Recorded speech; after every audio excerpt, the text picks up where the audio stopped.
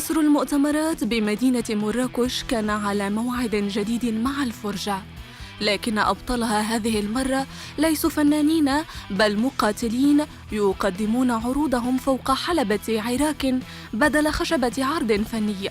في هذه الدورة الدولية المفتوحة للجيدو كانت أسماء حاضرة بألوان المغرب رغم جنسيتها المزدوجة. Je suis maroco-sénégalaise, donc papa qui est sénégalais, ma maman qui est marocaine. Je suis native, je suis née à Mohamedia. Donc voilà, la petite partie de mon enfance qui s'est passée à Mohamedia et puis après à Rabat. Puis bon, après un divorce de parents, donc j'ai dû me retrouver avec ma maman à Paris, donc à l'âge de 12 ans, 11-12 ans, avec ma grande sœur qui a 10 ans plus que moi. J'ai toujours rêvé des Jeux Olympiques. J'avais regardé quand j'étais petite les Jeux Olympiques de Séoul et j'ai toujours pensé que c'était un métier. Je pensais que c'était un métier, quoi. Les gens ils partaient, ils travaillaient là-bas parce que ça regroupait le monde entier au même endroit. Donc pour moi c'était une révélation parce qu'à chaque fois qu'on me demandait, la maîtresse à l'école, on devait écrire un devoir ou dessiner quelque chose. Moi c'était vraiment les Jeux Olympiques. On sait que c'était un métier et puis bon, au fur et à mesure du temps, j'ai compris que c'était pas un métier. C'était être athlète de niveau et aller faire une bonne carrière sportive pour accéder aux Jeux Olympiques. طفولة أسماء لا تختلف عن طفولة أبناء المهاجرين في فرنسا. بين الدراسة والرياضة تأرجحت الأحلام وتطايرت الأماني. Au fur et à mesure du temps que je grandis, j'ai atteint mes 20 ans et je vois que mon rêve il commence à diminuer puisque pour pouvoir accéder aux Jeux Olympiques, il faut avoir une structure, sport-études, un club, tout ce qui va avec pour qu'ensuite on puisse intégrer une équipe nationale puis ensuite faire accéder à son rêve. Par contre, moi je ne faisais pas un sport comme je suis arrivée assez tard en France. Il fallait d'abord que je m'habitue à... c'est pas ma langue maternelle, hein. Je faisais du sport UNSS scolaire. Et je suis tombée sur l'athlétisme. Et c'est vrai que après, quand il y avait les Jeux Olympiques étant jeune, et Atlanta ou autre, je regardais toujours les finales de 100 mètres. J'avais rêvé, je rêvais de finir dans une finale de 100 mètres en athlétisme. Donc je me suis inscrite dans un club d'athlétisme où j'ai fait une petite carrière assez sympa.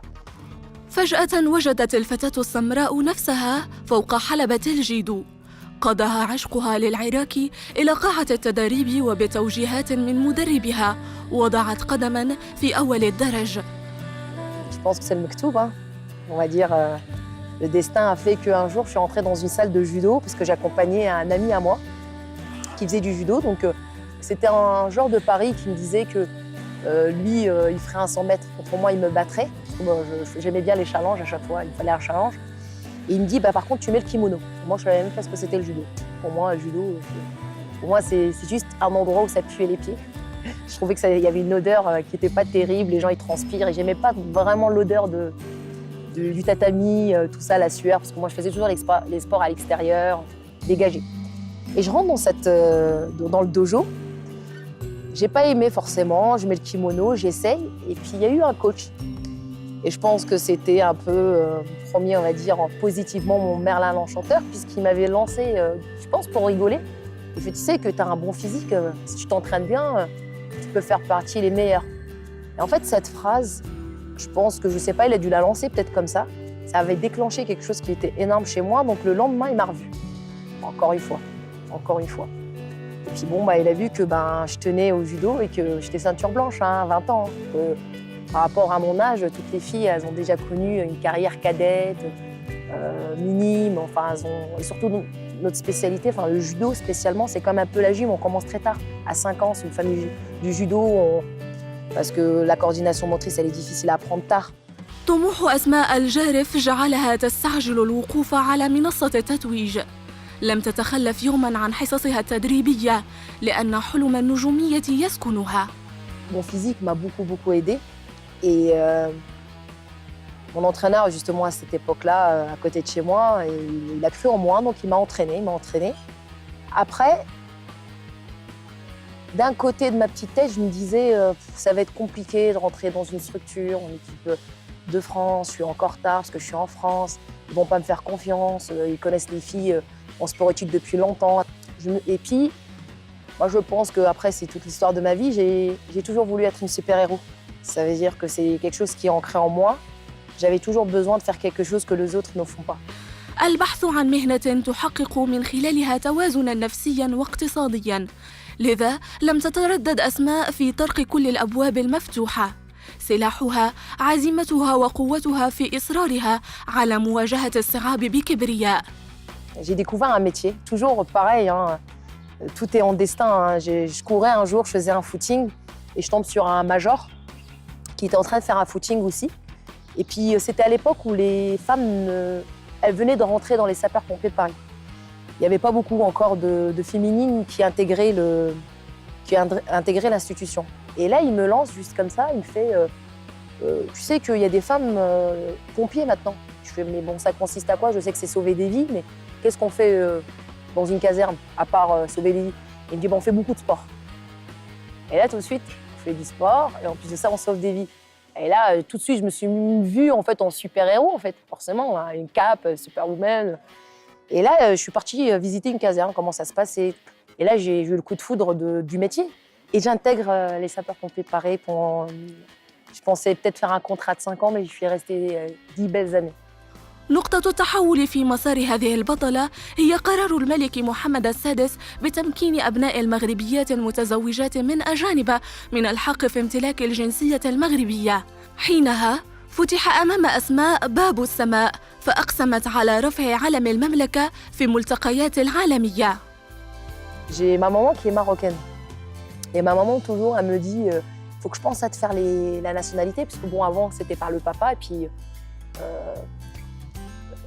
le roi Mohamed VI, il nous a mis, la femme peut avoir la nationalité par la maman.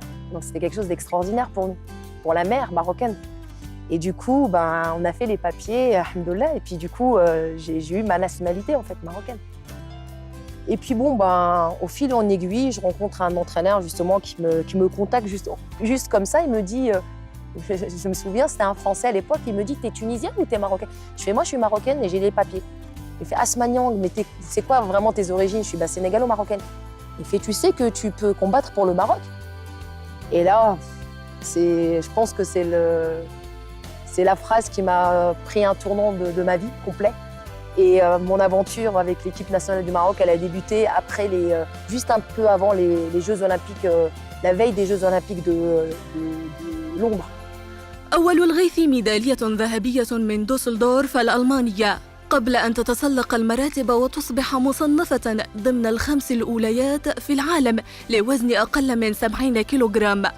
22 février 2014, je remporte le plus beau tournoi de Düsseldorf. Donc c'était la première fois que le drapeau marocain tentille dans Düsseldorf en Allemagne.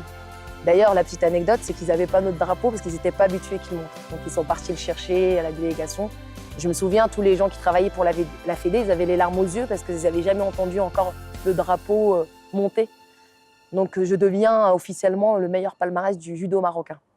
تستنير في حياتها بمنهج كبار العقلاء وسط عالم لا يؤمن إلا بمنطق البقاء للأقوى. Vous connaissez le livre de Coelho, L'alchimiste, où justement le chemin, le bonheur et la destination, elle n'a pas en fait finalement d'importance. Et peut-être des fois, j'étais tellement guidée sur les Jeux Olympiques que j'y avais visité en tout 66 pays. Enfin, j'ai fait un combat contre moi-même pour réussir, pour rattraper le bagage technique que j'avais, mais vraiment. Parce que je le rattrapais par la prépa physique et puis aussi par des séances techniques. J'ai fait un travail monumental pour arriver dans le top 14. Et finalement, quand je suis arrivée au jeu, j'imaginais quelque chose tellement énorme de joie que j'ai rien ressenti en fait. Je me suis dit, c'est une compète comme toutes les autres. Ce qui était beau, c'est que j'ai rencontré beaucoup de pays autour. Donc c'était bien, la fête, elle était là. Et je pense que c'est ce jour-là, j'ai tellement stressé que j'ai pas apprécié le jour J. Les jeux, je pense que si on me demandait c'était quoi un mauvais souvenir que peut-être que tu as dans une compétition, je dirais les Jeux Olympiques. Là, par exemple, j'ai fini au pied du podium championnat du monde il y a 2 mois. J'ai fait une compète vraiment extraordinaire. J'ai battu une médaillée mondiale, coréenne, Corée du Nord, Corée du Sud. Je me retrouve en demi-finale, j'ai fait une demi-finale, mais vraiment extraordinaire. L'arbitre, il compte pas quelque chose. Et je sais que j'ai tellement tout donné C'est vrai que c'est amer parce que j'ai pas ramené la médaille pour le pays. J'avais besoin de lever le judo marocain. Donc ma tristesse, elle était externe, elle n'était pas intrinsèque. المدربة الحقيقية لأسماء هي والدتها التي تتابع أدق تفاصيل حياتها ولا تنقطع عن التواصل معها قبل وبعد كل مواجهة. الأم تتقمص دور المعد النفسي والموجه البدني وتصبح الضمير المستتر للبطلة أسماء. Ma plus grande supportrice et la plus grande fan au monde, je pense que c'est ma maman. Ma mère, elle est là déjà, je pense qu'elle doit plus manger. Je pense que c'est aussi un enfer pour elle parce que depuis les 4-5 ans, là, elle dort plus, quoi, parce que je partais tout le temps en compétition, donc elle s'inquiétait pour moi. Une fois que je prends l'avion, et je prends l'avion beaucoup, souvent, et elle m'appelle juste avant que je prenne l'avion ou que je passe à la douane. Attention, ma fille, hein, si quelqu'un qui donne une valise, tu prends pas. Quelqu'un qui te dit toujours la même phrase, il n'y a pas un seul vol où je suis pas montée, ou plus de 30 ans, quoi, qu'elle me dit fais attention, parle à personne. Donc ça reste toujours une maman, hein. C'est ça qui est extraordinaire. Et à chaque fois, j'attends son appel pour qu'elle me dise attention que quelqu'un te donne quelque chose. Donc c'est devenu un peu un rituel chez nous. Alors ma maman, voilà, comme je disais, c'est ma grande fan. Ce qui est marrant, c'est elle a commencé à apprendre le judo, elle connaît toutes les techniques. Elle arrive à me sortir, dès que je suis née un compas, j'ai perdu, c'est la première personne qui m'appelle tout de suite, qui arrive à me dire mais attends, t'aurais pas dû faire ça. Donc des fois, elle me sort des techniques un peu écorchées, mais je la comprends. Et en fait, elle a toujours raison. C'est-à-dire qu'elle a une discussion extérieure qui ne connaît pas du tout le sport par cœur. T'as fait trop ça, arrête de faire. Donc, elle est ma deuxième coach, quoi. C'est marrant. Après, peut-être des fois, elle n'aime pas venir me voir. Elle a tellement peur, donc elle préfère rester à la maison et me voir de loin. Mais c'est vrai qu'elle dort. La veille, elle dort pas. Et si j'ai perdu, elle dort pas. Vraiment.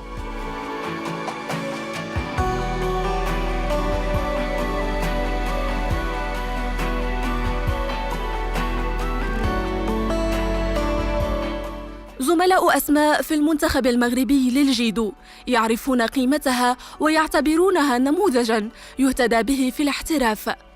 كنت تسمع بأسماء نيونغ بطلة كبيرة كدير تدريب في فرنسا في معسكر في المغرب وتعرفت عليها بطريق الأخ ديالي عماد العبداللاوي. تعرفت عليها وتفرجت فيها. بطلة كبيرة أسماء نيونغ. كاين بطلات مزيانين وغاديين في المستوى إن شاء الله يكون عندهم من هنا لقدام يكون عندهم طموح كبير إن شاء الله في الجيل. La victoire, c'est d'échec en échec sans perdre son enthousiasme. Alors à chaque fois, j'avais un échec, ça partait, il fallait que je sourie, il fallait que je reparte. Voilà, c'est ça. J'ai toujours été une combattante, que ce soit dans la vie ou dans mon ancien métier de sapeur-pompier. Je disais, je vais réussir.